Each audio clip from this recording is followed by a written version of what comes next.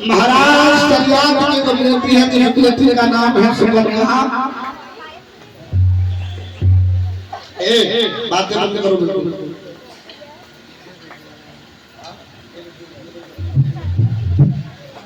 12 वर्ष की उम्र हो चुकी है महाराज सरियात की बेटी की, और धीरे धीरे बड़ी होने लगी। तो एक दिन की बात है, महाराज सरियात 10,000 सिपाहियों को लेकर के और एक जंगल की तरफ घूमने के लिए गए। रत्न से जानों को बिठाला, सिपाहियों को लेकर के चले गए अपने साथ। और इधर महाराज सरियात ने अपनी बेटी सुकन्या को भी साथ लिया था। और जब सुकन्या को साथ लेकर के चले तो सुकन्या की संग की सहेलियां भी संग चली। धीरे धीरे धीरे धीरे जिस समय अपने कदम से चल करके बाग की ओर बढ़े, जहाँ घमासान घनघोर जंगल दिखाई दे रहा है, जहाँ पर पशु पक्षी जीव जंतु कलरव कर रहे हैं, भौरा गुनगुना रहे हैं, पक्षियों की मधुर कठोर आवाज सुनाई दे रही है। बंधुओं, उस जंगल की क्या दशा हम वास्तव में अगर कहीं स्वर्ग है तो महात्माओं की ऋषियों की कुटियों पर है। हाँ, कवियों ने यहाँ तक बताया है कि जंगल की दशा क्या है।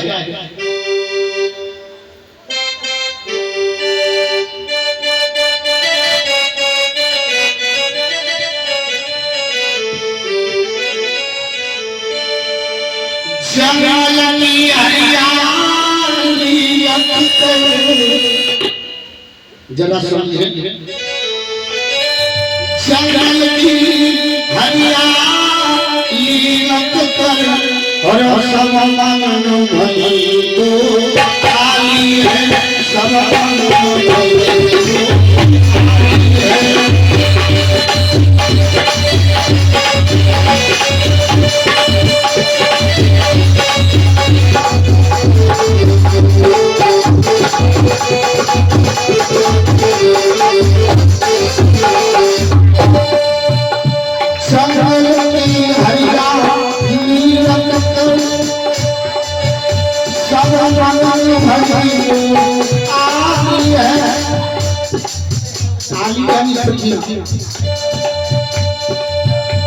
पतिया की होती ओ भैया, पतिया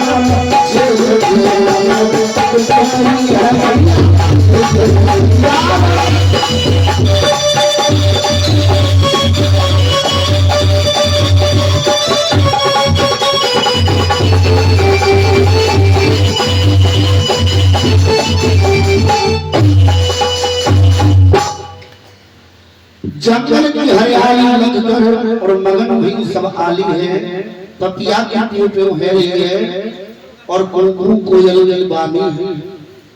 मौसम बहार है वहाँ, और जब राजा बन चली आजादी है, और चमन ऋषि की बलिया है, और भैया जेठ की यार दुपहर। अब मेरे भैया जब महाराज सरियात सिपाहियों को 10,000 जवानों को लेकर के आगे बढ़े तो जंगल की ओर आगे बढ़ गए। सुकन्या भी साथ में ही और उसके हम उम्र की सहेलियां भी इसके संग में। अब राजा ने सोचा कि शाम का समय हो गया, दोपहर होने के बाद तो मंत्री से कह रहे, मंत्री एक काम करो, यहीं पर चमचम बिस्तर लगाओ और यहीं पर आज रात आराम करो। और यहाँ पर चमन ऋषि महाराज महात्मा की बगिया है, इनकी चमन ऋषि और चमन ऋषि की बगिया, यहीं पर आराम करो। और कहीं भ्रमण कर चलना होगा वो सुबह चले। मंत्री ने कही ठीक है महाराज, जैसी आप होते हैं तुम्हारी मर्जी।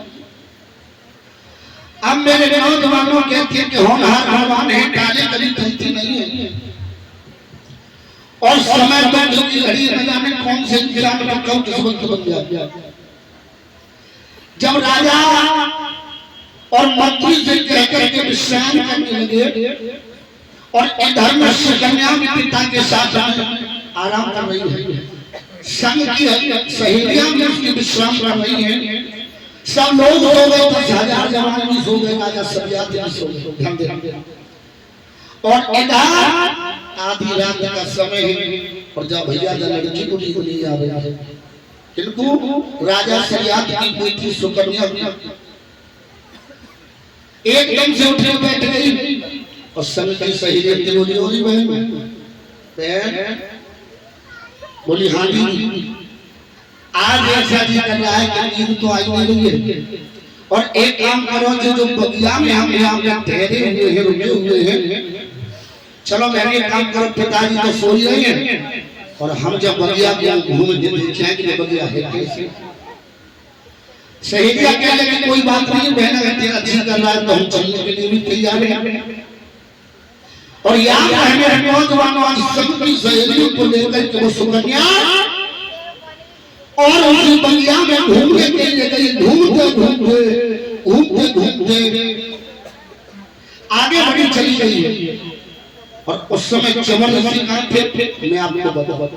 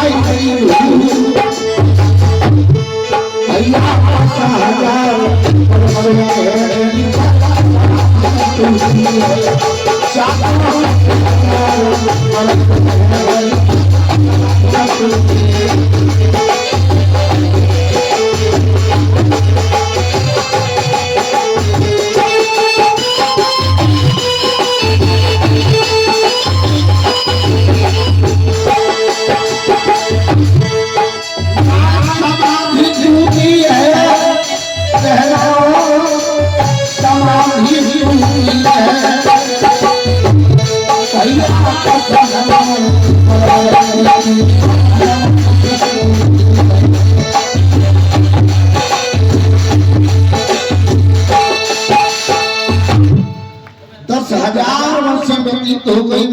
महात्मा चमन ऋषि को भजन करते करते करते एक टीला सामने गया और उस टीला में केवल आंख दिखाई दे रही, लेकिन महात्मा चमन ऋषि का शरीर दिखाई नहीं दे रहा है।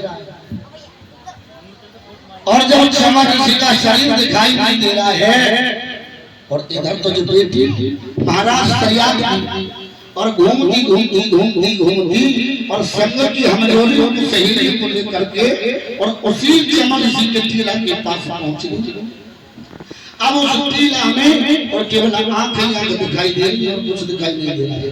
और भैया इस लड़की की कन्या की कितनी उम्र है? केवल 12 वर्ष। आहा हुआ क्या है?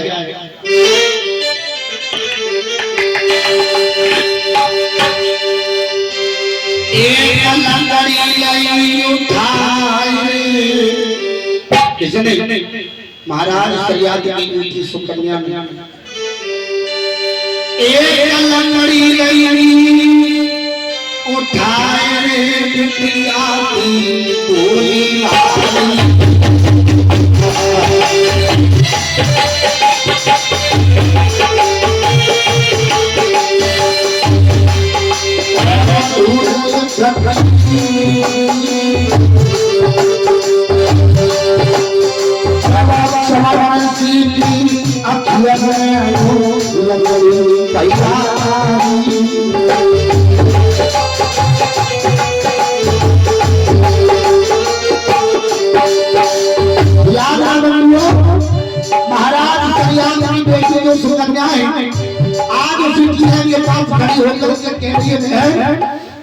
ये तो चमकता हुआ दिखाई दे रहा है, दुनिया में क्या चमक रहा है, लेकिन उसे नादान कोई नहीं बताई एक लकड़ी नहीं और लकड़ी लेकर के महात्मा चमक जी आंखों में ढोक हाय हाय भैया एक लकड़ी नहीं उठाए लारो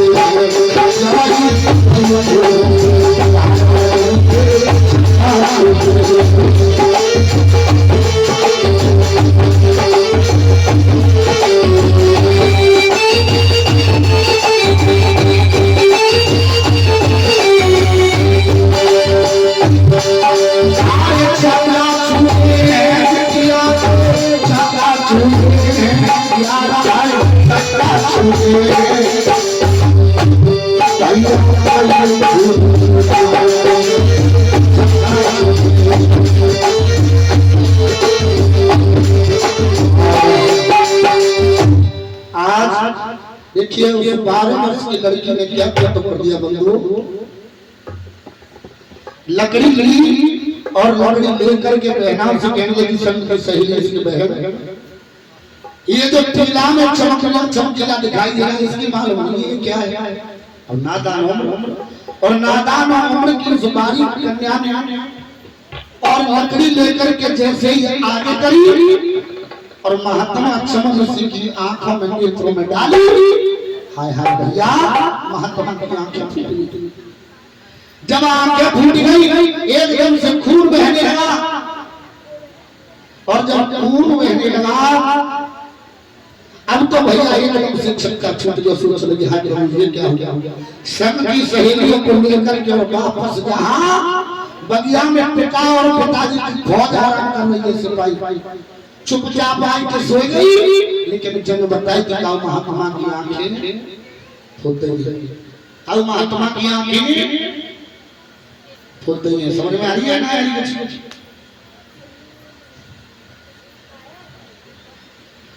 जब बंधुओं आंखें फूट डाली माता बहना, लेकिन आप एक बात जानते हो कि संत की निंदा का फल ऐसा और जले नगर अनाथ कर जैसा।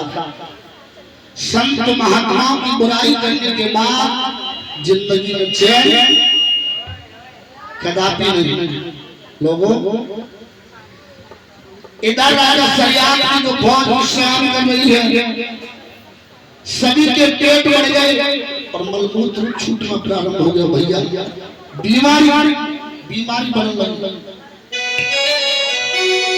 अरे बोली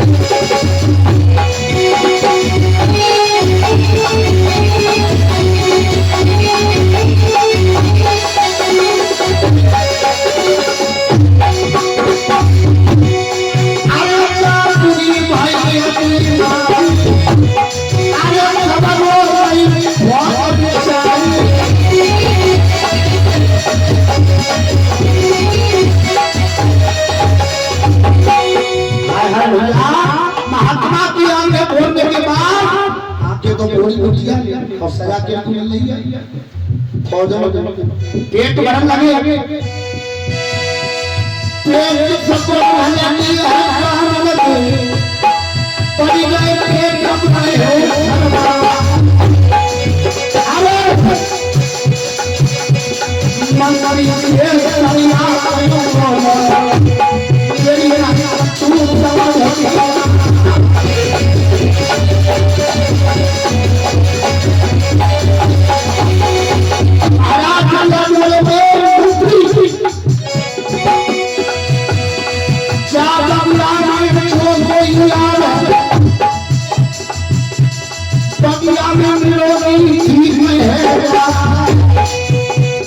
अरे मंत्री इस बगिया में जो कोई अगर रोगी भी आता है तो वो भी रोग हो जाता है चमन की बगिया रोगी हो अरे मेरे राज का बीमारी में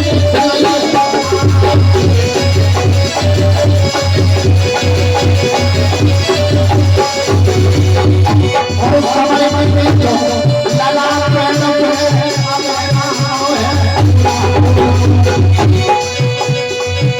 और चलो का चमत्कार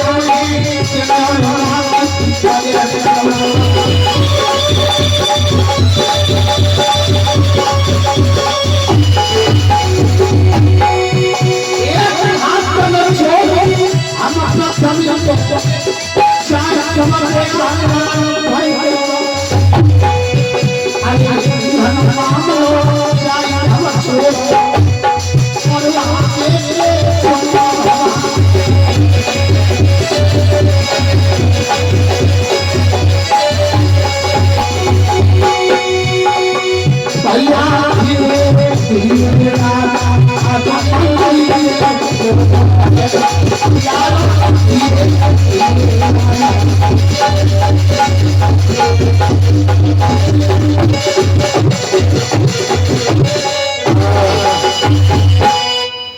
मेरे बंधुओं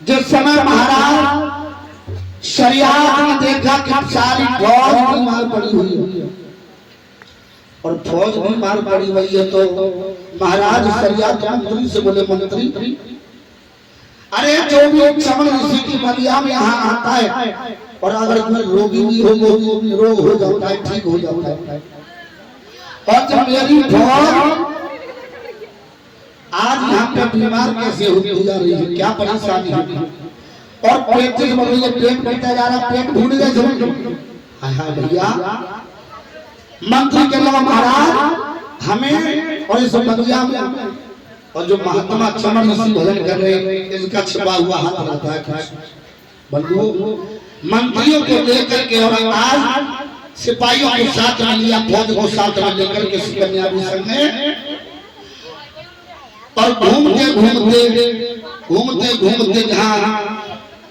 चमन ऋषि भजन कर रहे हैं टीले में चल करके और जहाँ पर उनकी आंखें भी खोल डाली वाली बेटी ने वहां पहुंचे देखा चमन ऋषि की आंखें किसने खोल डाली एकदम से क्रोध आ गया तलवार हाथ में ले लिया तो सरिया राजा क्या लगे मंत्री कौन है औलाद जिसने महात्मा चमन ऋषि की आंखें खोल डाली, चुपचाप मेरे सामने आ जाए, अन्यथा एक एक करके मैं सारी फौज का कत्ल करते जाऊंगा। बंधुओं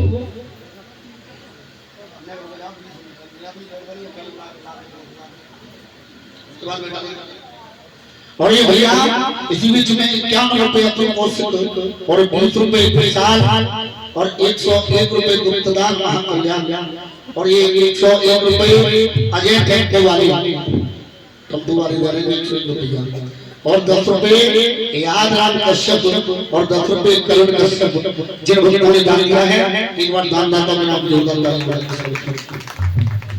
और जिन्हें नाय दवाई उनके नाम जोड़ करो और लिया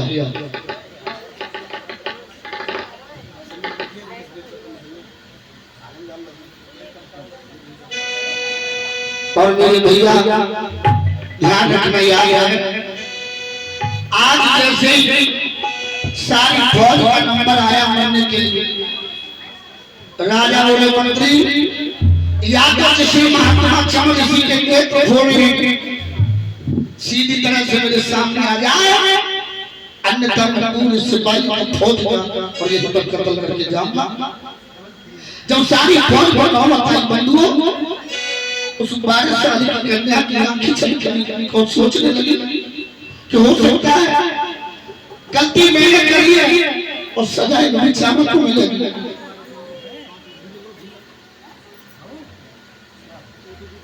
सजाए मेरे चामत को मिलेगी। और बंधुओं दोनों हाथ जोड़े और पिता के सामने थप्पड़ के रोने लगे। सुकन्या को रोता हुआ देख करके और राजा सरिया को बोले बेटी तू रो रही है? हाँ पिताजी। क्यों? रो करके लड़की बोली है और हमें के पाप जोड़े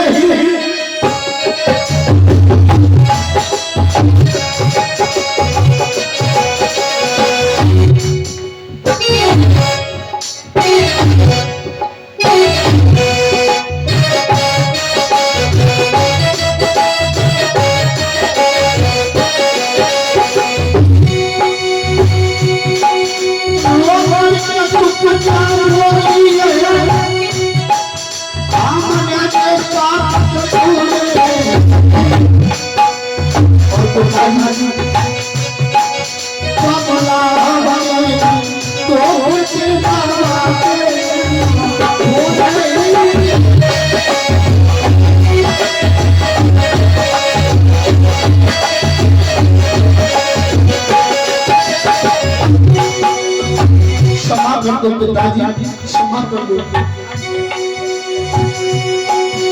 रोज के चुप नहीं रही है, हमने पाप छोड़े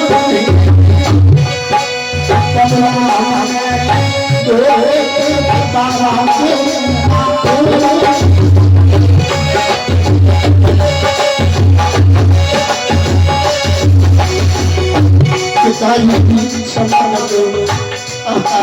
क्षमा कर दो पिताजी।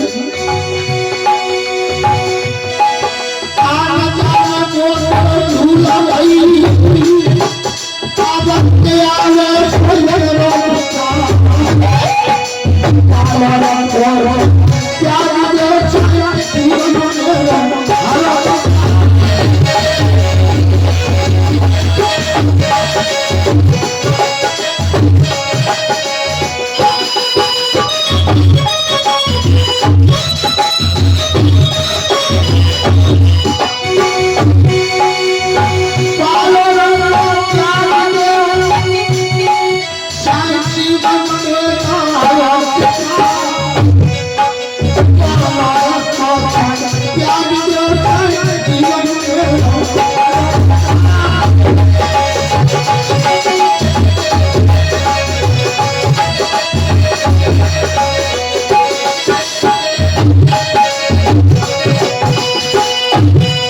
दोनों हाथ जोड़ के सामने खड़ी खड़ी जो कहने लगी पिताजी रो करके सुकन्या कह रही है हमने जो पत्र जोड़ी और पिताजी हमने धोखे से बाबा के देना थोड़े अनजान में तो भूल हुई अब दिले आवे सो करो पिता पालो रखो छे क्या ज्ञान जीवन मेरो रो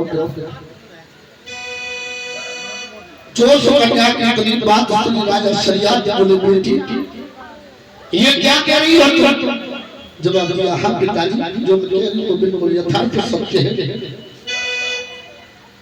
जवाब दिया लड़की अरे मेरे दिल में बड़े अरमान थे कि मैं तेरी शादी ऐसे घर में करता कि जो जिंदगी में तू मुझे दुआएं लेकिन याद रख आज के बाद तू मुझे दुआएं नहीं हमेशा के लिए बददुआएं क्यों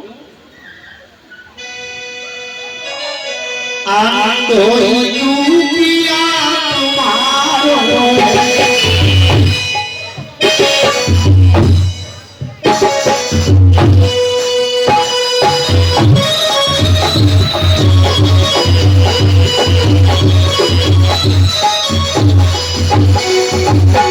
राजा सरियात बोले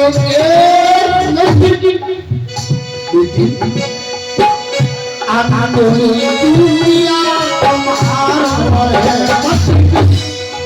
कितना तू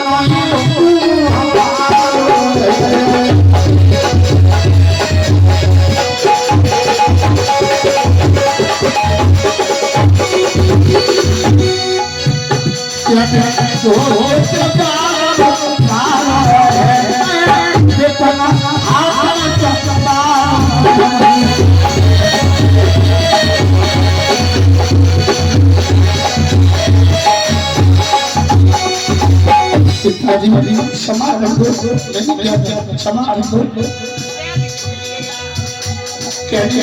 पिताजी बच्चों से गलती हुई जाती है तो राजा सरियात मुझे सुन लो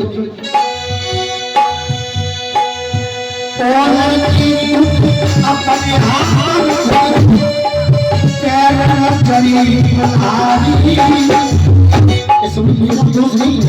मेरा दोस्त नहीं अपने हाथ और हमारो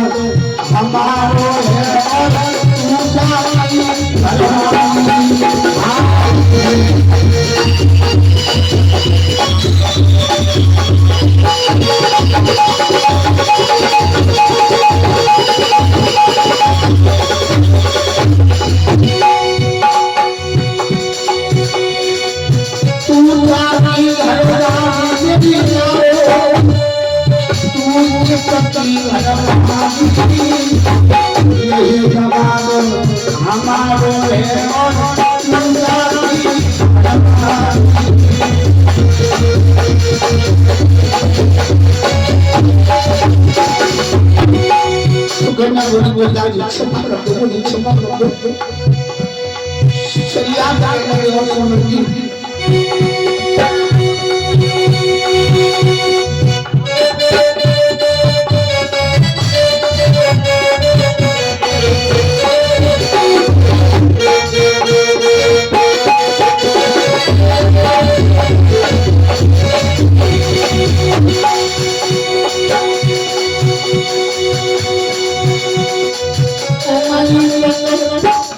ये जो अन्याय है इसकी तुम्हें आंखें बोले राजा सरियात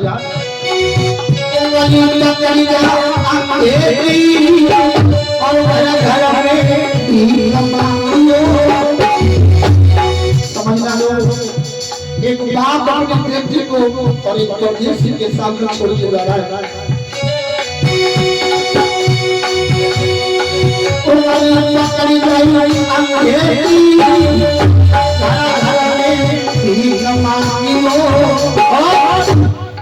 तू कहियो और इससे घबरियो इसको मोती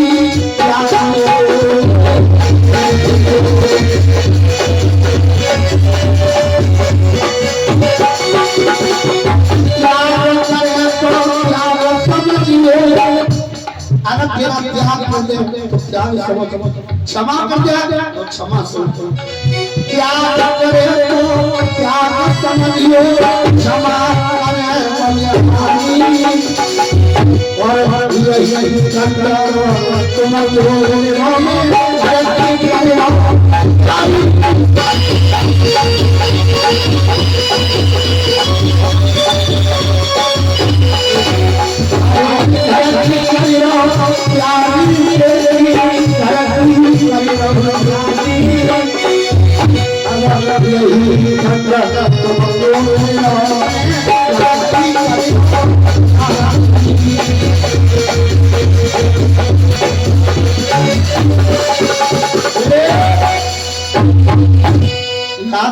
नौजवानों, जब महाराज सैयद को ये पता पड़ा कि आंखें किसी ने नहीं बोली, जब सुकन्या ने कन्या के पिता के सामने कहा तो राजा सैयद बोले बेटी, मेरे दिल में बड़े अरमान थे कि तेरी शादी ऐसे घर में करूंगा कि तू जिंदगी भर याद रखे, लेकिन जा ये अंधा आज से तेरा पति है और इसी के तुझे चोरों में छोड़ कर जाता हूं।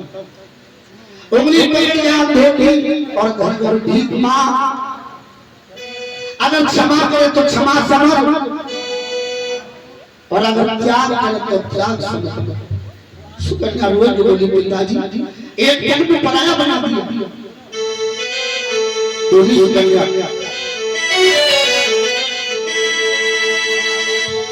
जब तक जिंदा रहूंगा के साथ ही करवा। पिताजी मुझसे भूल हो गई तो गलती के लिए क्षमा प्रार्थी, लेकिन जब पाप मैंने किया तो सजा भुगतने के लिए तैयार है। और रोज बोली सुकन्या पिताजी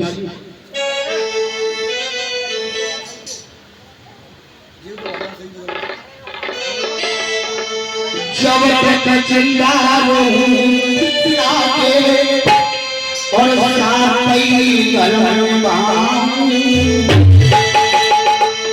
जो बाबा कहीं कहीं तो मन में बाकी है जो बाबा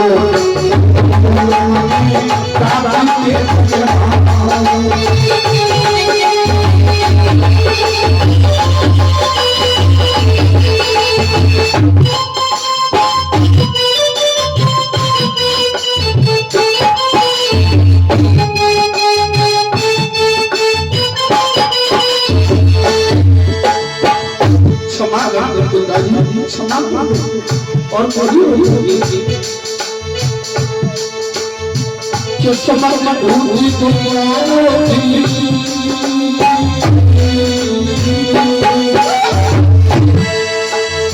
जो समझ भूली दुनिया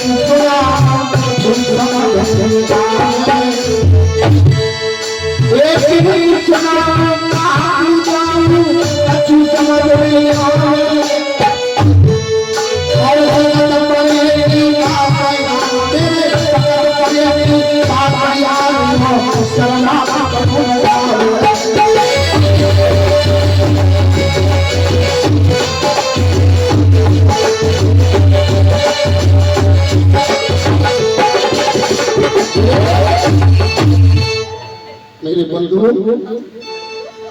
आज राजा शरियत ने कहा कि यही तुम्हारा पति है, तो रो करके बोली पिताजी अगर यही मेरा पति है तो मैं वचन देती हूँ कि यही मेरा पति रहेगा। लेकिन पिताजी मैंने जो अपराध किया उसके लिए तुम क्षमा कर दो। राजा शरियत बोले लड़की अब जो अंधा तेरा पति है इसी के साथ रहना और मैं जा रहा हूँ। आगे बढ़ी सुकन्या और आगे बढ़ी महात्मा चमन ऋषि भजन कर रहे थे, लेकिन जो आंखें तो पहले ही खुली थी और दोनों हाथ जोड़ के बोले, नाथ मैं बहुत बड़ी दुखिया हूं, पिताजी मुझे तुम्हारे चरणों में छोड़ के चले गए और ऐसी कौन अभागी होगी जो शादी से पहले अपने सोहर की दूल्हा की आंखें खोलता है। ऐसी मैं दुखिया हूं, मुझे क्षमा कर दो, एक बार कह दो कि मैंने तुम्हें क्षमा कर दिया बंधु, एक बार कह दो तो बिल्कुल ही आ जाएगा। लेकिन महात्मा की जो आंखें फूटी हुई बंधु,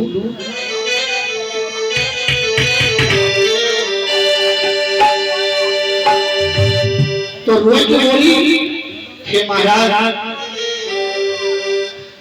मेरे दिल ने मान लिया कि तुम ही मेरी बंधु, लेकिन एक बार कह दो कि मैंने तुम्हें माफ कर दिया। लेकिन ओ मेरा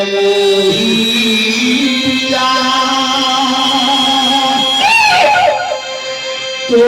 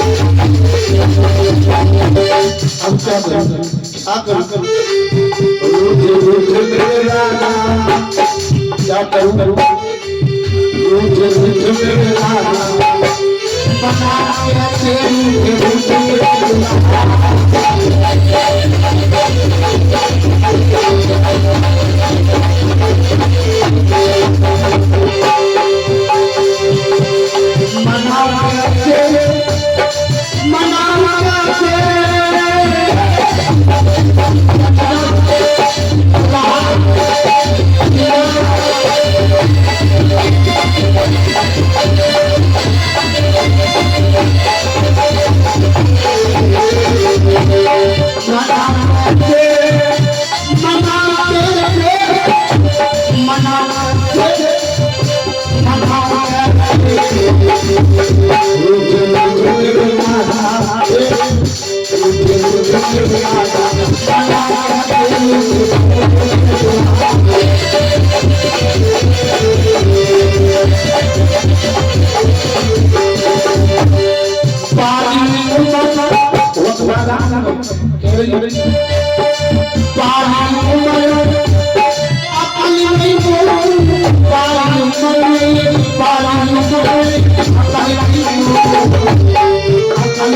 ये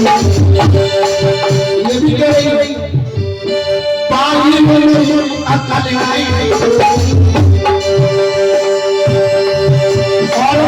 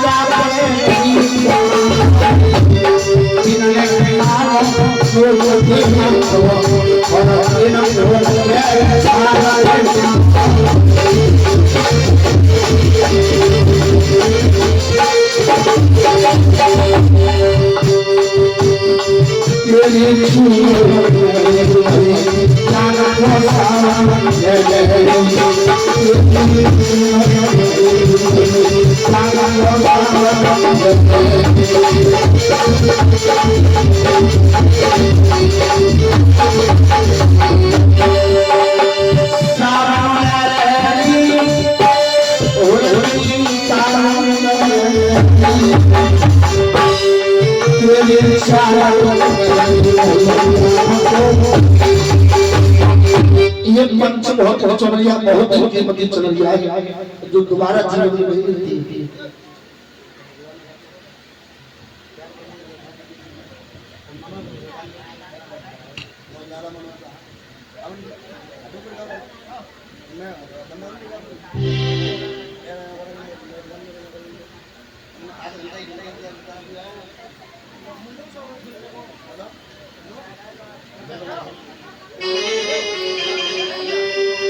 याद है बंधु, आज प्रकार से और याद है मुश्किलियां और उस अंधे पे आधे पति के चरणों में गिड़गिड़ाती रही। कहने लगी एक बार कह दो ना, मैंने तुम्हें क्षमा कर दिया, एक बार कह दो, लेकिन बारे बात में हाँ भी न कही ना भी न कही, तू बिना में नैया पड़ी रही, महात्मा समाधि लगाई रहे और हाथ जोड़ के सामने खड़ी रही, दोनों हाथ जोड़ के खड़ी हो गई। लेकिन महात्मा ने हाँ करी ना करी, लेकिन भैया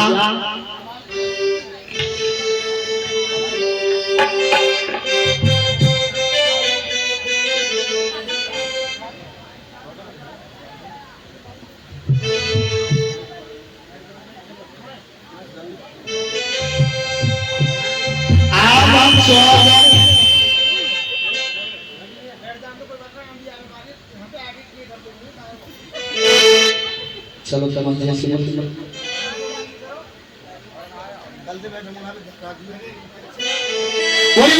भगवान की जय श्री। सभी पठानी बुला के कीर्तन करते और उसके बाद हमारे शास्त्री जी और आगे ना उनके मौके उसको बच्चों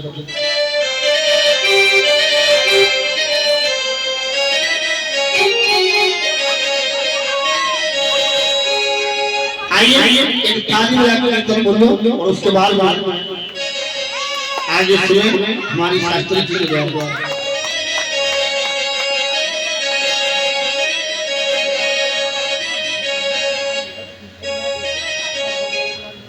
और मैं थोड़ा थोड़ा पाऊं बहुत बैठी बैठी तो जाके तैयार रहती है।